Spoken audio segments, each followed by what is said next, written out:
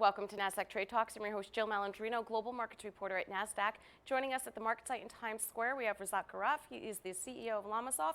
We're going to take a look at leveraging emerging technologies to enable smarter decisions in supply chain. Razat, thanks so much for joining us at market site. And with all the changes in global trade and with the technology that's becoming available to us, it's exciting to hear how supply chain management is going to completely shift.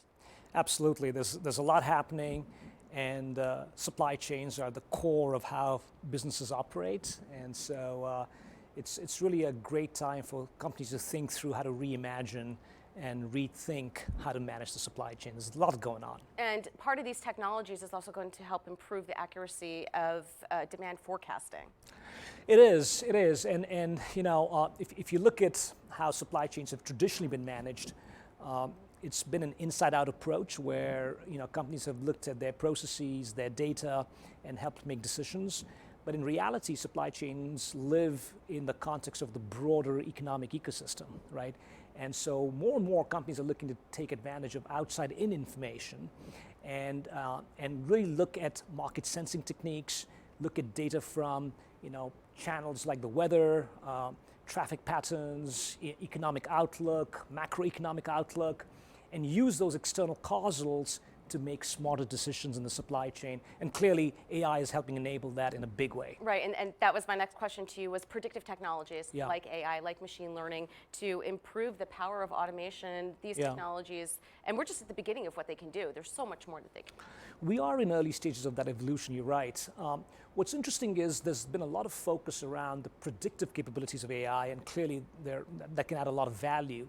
Not enough gets talked about the diagnostic elements of AI because AI can help unravel a lot of the root causes that exist in many supply chains. I'll give you an example of that.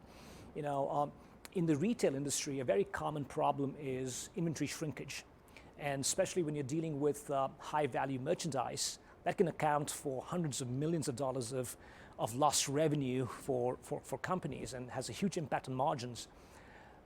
With AI technologies, and we've done this work with some of the leading retailers around the world, we can structure and take data feeds from across their supply chain and look at patterns to help come up with the root cause analysis around what's causing that shrinkage to occur, right?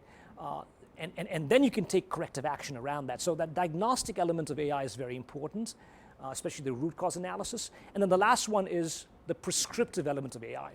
So now that you know what the prediction is, you know what the root causes for those patterns are, what do you do about it? What's the most optimal decision to make?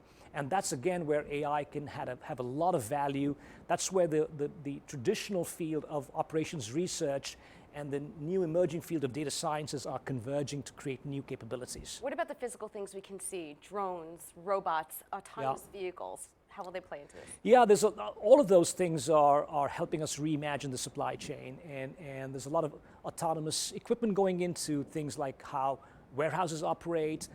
Robots are clearly enabling things in manufacturing operations and distribution operations in stores for retailers.